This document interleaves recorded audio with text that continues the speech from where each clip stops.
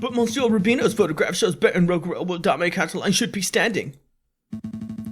If we assume that only one photograph was taken, then this demonstrates that one of the photographs must be edited in some way. You should just slam the evidence down and be like, bam, inconsistency. This whole courtroom is out of order. Case closed.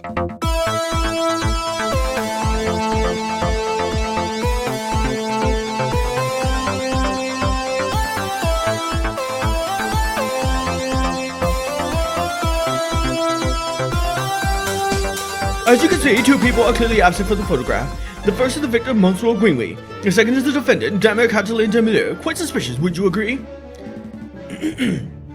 Now just a moment, Monsieur. Carl, what the fuck was that? I'm sorry. I had a bit of a moment there. Just a moment, Monsieur Rabington. This proves nothing. So the defendant and the victim were not photographed with the others. That doesn't mean that they were in the garden together at that point. Hold your horses, Falcon. I'm not done yet.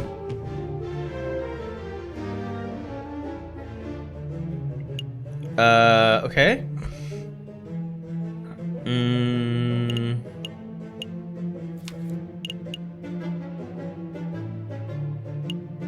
Wait, did I accidentally click this?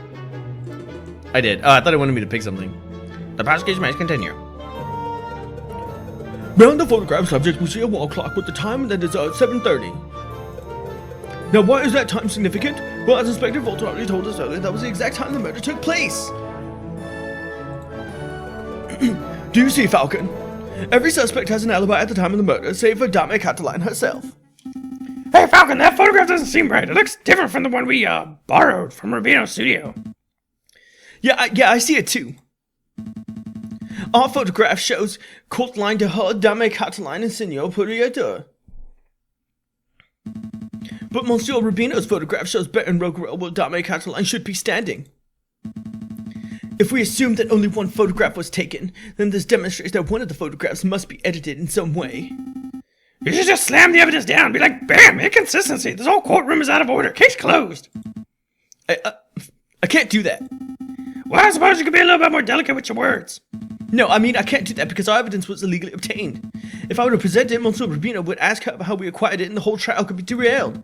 In a worst case scenario, I could lose my legal license and we could be arrested for theft. Oh, well, we don't want that. No, we don't. I should tread lightly. Your Honor, I would like to cross-examine the witness. Very well, the defense may proceed.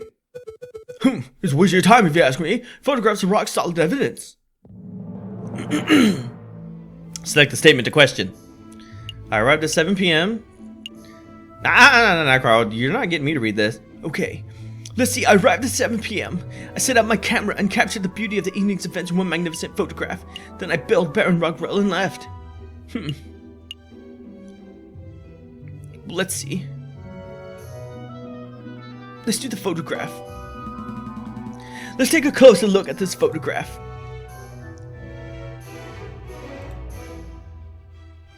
Aha! I see a mistake in the photograph. Just to clarify, Monsieur Rubino, photographs are a direct reflection of reality, are they not? This is correct. The photograph process leaves no room for bias or inaccuracies. This is most curious, because I see a mistake. A mistake? Impossible! I just told you, Monsieur, the camera is a perfect, unbiased device. The photograph it produces are flawless. Fucking, I'm not seeing any mistakes. Perhaps you could be more specific. Well, most certainly. Click on the area of the photograph that you believe contains a mistake. Aha! It didn't have hands. Yeah, seriously. The clock in this photograph. There's something not right about it. Well, there's lack of convenience. There's actually something wrong with the key piece of evidence that implicates his client. Don't give me that cocky tone, Monsieur Rabington. I have evidence that there's something wrong with the clock in that picture.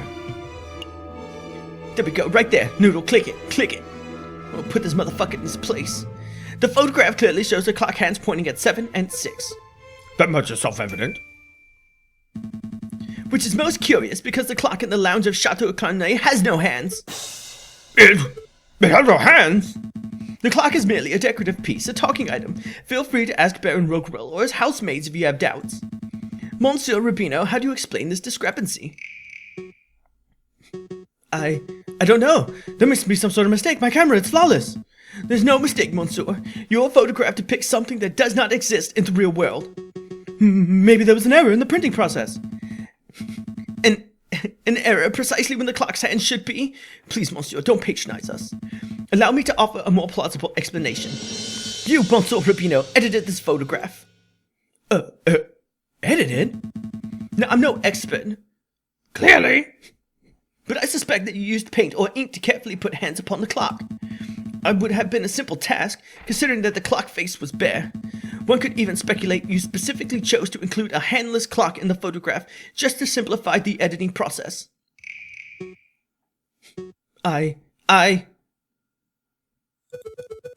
Fucking, your reasoning is absurd. Why would the witness do such a thing? Is it not obvious? By showing us the photograph you've taken the place at precisely 7:30, it clears all the photograph's subject of suspicion. In other words, Monsieur Rubino created a perfect alibi. Oh, of course, this raises further questions. Jesus, Noodle, I feel so fucking smart. Who's the witness protecting? And why? Was Monsieur Rubino coerced, bribed, threatened? Enough silence. Let's hear some answers, Monsieur Rubino. Fine, you've got me. I'm guilty. I did it all. You did it? You're confessing to the murder of Monsieur Greenway? What? No. I have no idea who killed the frog. I'm just admitting that I'm guilty of producing fraudulent photographs. I was ordered to make changes to the printed photograph. And yes, that included adding hands to the clock. You were ordered? By whom? I dare not say. Monsieur Rubino, I strongly advise you to answer the defense's question. You have, place to speak without fear, after all. With respect, Judge, I fear his claws more than I fear the punishment of the justice system. I shall name no names. His claws! Did you hear that, Falcon? This is most unfortunate. Monsieur Rubino, we cannot and shall not torture names out of you. We don't live under ancient regime, after all. But since you have admitted to falsifying evidence, then we cannot keep you on the stand as a witness. Take your leave. You should be charged with perjury in due course. I can't protest, as the least I deserve for my failures as an artist. Good day, Monsieurs. Gained a little favor with the jury. Noodle, I wasn't quite sure about this game, but I feel quite smart, actually. Yeah, you've actually done a pretty kick-ass job. Let's continue. So, the clock's hands were painted on, so what? That doesn't matter. The photograph still depicts Dame Cataline as being absent to the time of the murder. That's significant. Don't be dense, Carl, what the fuck? Sorry, I gotta take a drink. Don't be dense, Monsieur Rabington. If the photograph is not completely genuine, then it cannot be considered reliable evidence. Well, why not? It still portrays the, night events. Because if we accept that one part of the picture was edited, then we must accept the possibility that other parts were edited too. Is it possible that Dame Cataline was painted out? Even worse, it's possible that another person was painted in. We know that the witness was trying to cover for somebody, so all possibilities must be accounted for. Well, what are you saying, Falcon? Did the housemaid paint off the photographer? Or was it Senor Demir, perhaps? I don't think so. The housemaid lacks means or motive, and it wouldn't make sense for Senor Poirier to implicate his own daughter. Well, surely you're not suggesting that the honest and beloved Baron Roguerel deliberately tried to frame Madame Cataline. Because that would be the most outlandish theory yet. The Baron is a pillar of the community. He would never do such a thing. Monsieur Rabington, I'm not here to throw accusations. That's the job for you. What? Perhaps I should offer my own opinion. Well, Baron, it's not time for your witness testimony yet. So you would think, prosecutor. Yet I see my good reputation getting tarnished by your impotence. Impotence? Indeed. Let us proceed with witness questioning. Is that fine with you, Judge? Yes, I suppose that's fine. Very good. And I trust that the defense has no objection. No objections here. Fantastic. Oh, but before I forget, I pledge to speak without fear and prejudice, etc., etc. Now, persecutor, ask me about what I witnessed over the course of the evening. Okay. Baron Roguerel,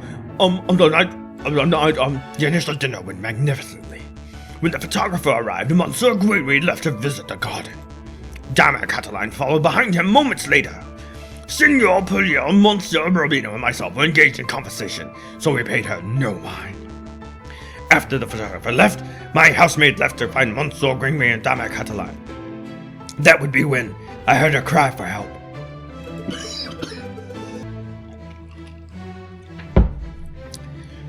Thank you, Baron. I think we all know the story from here. I would like to cross-examine the witness, please. Do you doubt my integrity, Garcon? I'm just here to uncover the truth, Baron. Very well then, hit me with your best shot. Hit me with your best shot! Sorry, I haven't read anything in a while. It's okay. Let us establish with absolute certainty that I, Baron Ruggrell, am an honest man. The defense may proceed with the cross-examination. Select the statement to question. Okay, so let's take a look at the evidence. The dinner went magnificently. When the photographer arrived, Monsieur Greenweed left to visit the garden. Dame Cataline followed behind a few moments later. My housemaid discovered the pair just after the photographer left and called for help.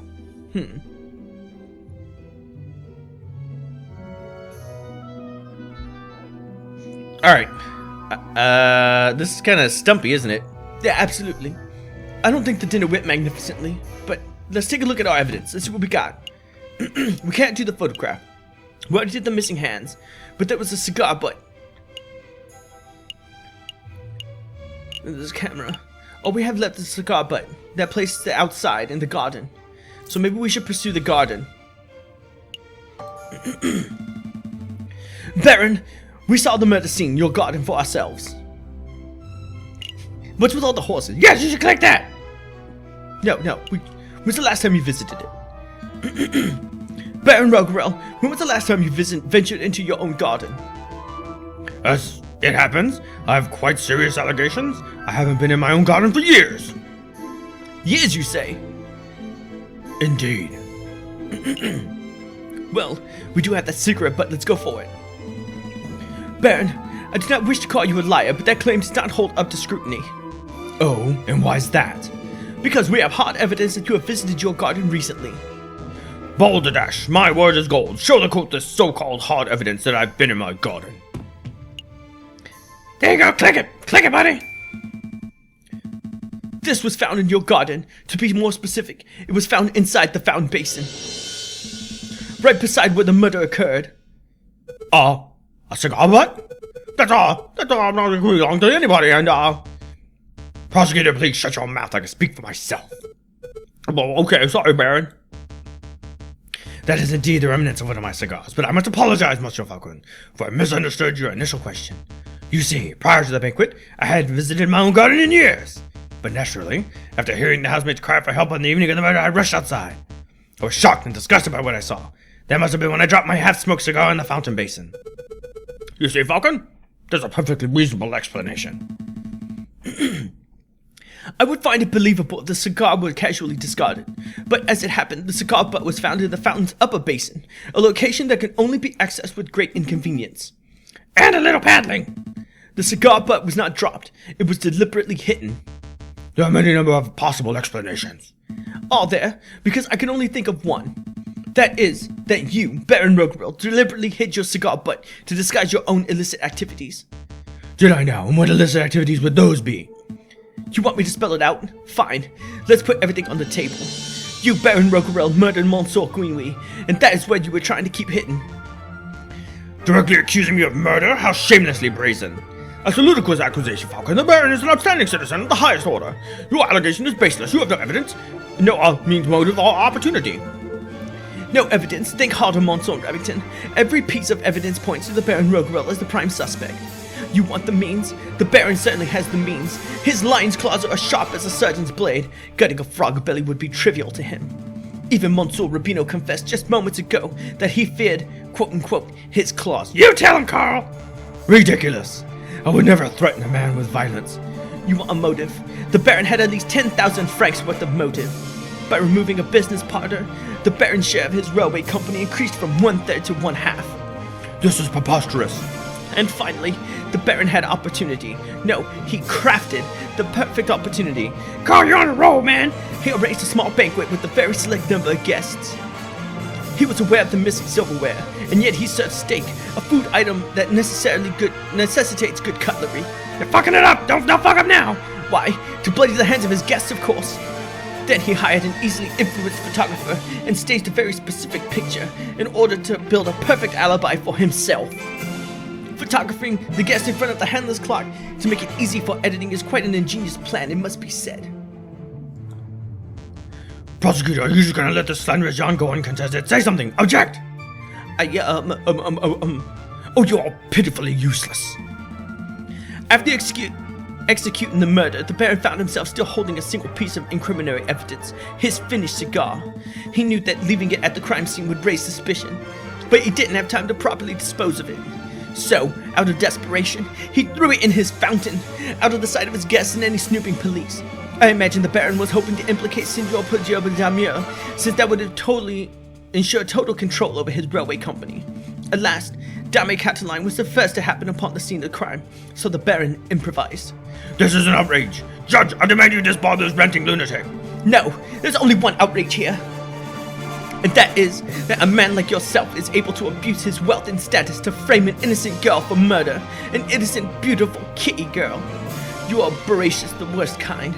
How dare you, Garcon, the utter nerve of a lying scumbag of a lawyer, to accuse a philanthropist like myself of something so heinous?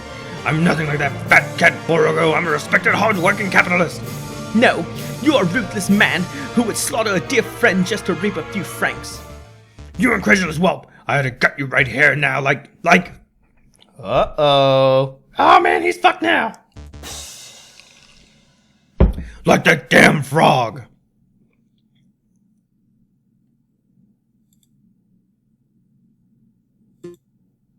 Could someone please restrain the Baron? I'm on it, Your Honor! Let's go, old man! To the concierge with you! Don't touch me, you filthy jackdaw! I can walk myself!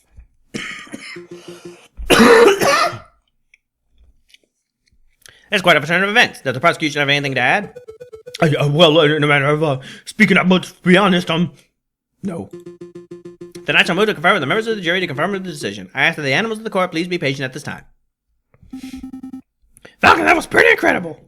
Yeah, I thought it was pretty good. Thank you. I just hope it was enough. Well, what do you mean? You just proved Cataline's innocence. We'll get a not guilty verdict for sure.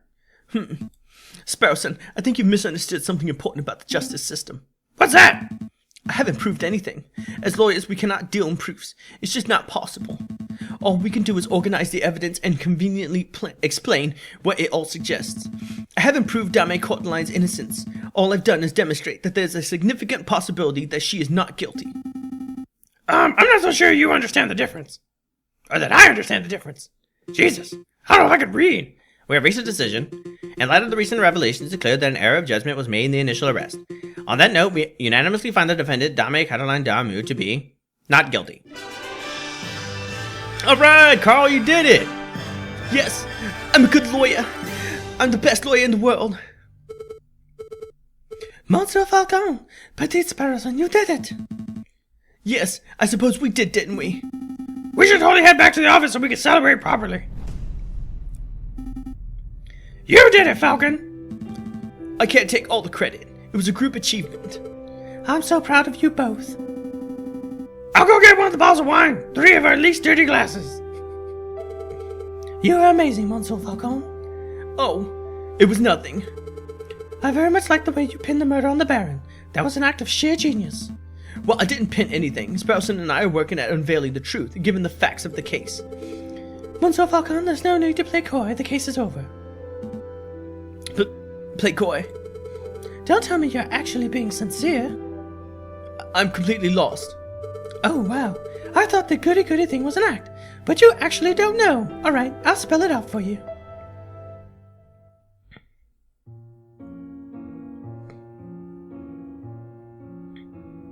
I murdered Monsieur Greenway. Oh my god. What the fuck? I saw him in the garden, all drunk and vulnerable, and I seized my opportunity. It was nothing personal, just business, you understand. Business? Oh, you clicked the button again. To increase my papa's share in the train company, of course. My papa always said that the drunk old frog was the weakest link. Your confession doesn't make any sense at all. I found Baron Rugwell's cigar butt hidden in the garden. Oh, I put that there. I expected the police to find it, but I suppose that I was putting too much faith in the brains of Paris's finest. But Falcon proved that Monsieur Rubino's photograph was edited. It was edited.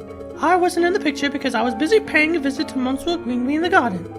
My papa knew I needed an alibi, so he ordered Monsieur Rubino to paint me over Baron Rogerel and add his hands to the clock. That lazy artist didn't manage to finish altering either photograph by trial day. It's a good thing that Monsieur Falcon was so imaginative, because that could have gone very badly. This bitch! What's with the silence? You should both be proud. There aren't many lawyers in the whole of France who could have won a case like this, even for a burro roast kitty like me. I think you should leave. Fine. So much for the celebrations. Here's a payment for your services straight from my papa's pockets. Well, I do, Monsieur Falcon. I do, Petit Sparrowson. How much does she give us? 50 francs, Jesus Christ, we are loaded. Falcon, what do we do now? Falcon?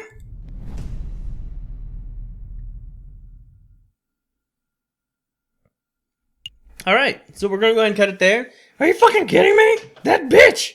Yeah, no, like, I'm absolutely speechless. I can't believe that she would do that. Yeah, I know, it's pretty crazy, huh? Yeah, I mean, but can we really be to blame? We are defense attorneys after all. We have to defend the guilty sometimes, you know? But I think overall we did a pretty good job. Yeah, I mean, we did pretty good. So, alright, Noodle, take it away. Alright, so thanks everybody that's watching. Thanks for joining us. When we come back, we're going to go on to Act 2. These guys are going to go ahead and take a little bit of a break right now with me. So, yep, when we come back, we're going to do that. You guys have anything to say? Not really. You should leave a comment down below. Dude, was the twist revealed? Did you guys know? Yeah, did you see that coming? Because I most certainly didn't. I thought we did a really good job. Yeah, seriously. Alright, so leave it down in the comment section below what you guys think of this. And, yeah, we'll catch you guys next time. Peace out, everybody. Peace out! Yeah, bye, everybody. Bye.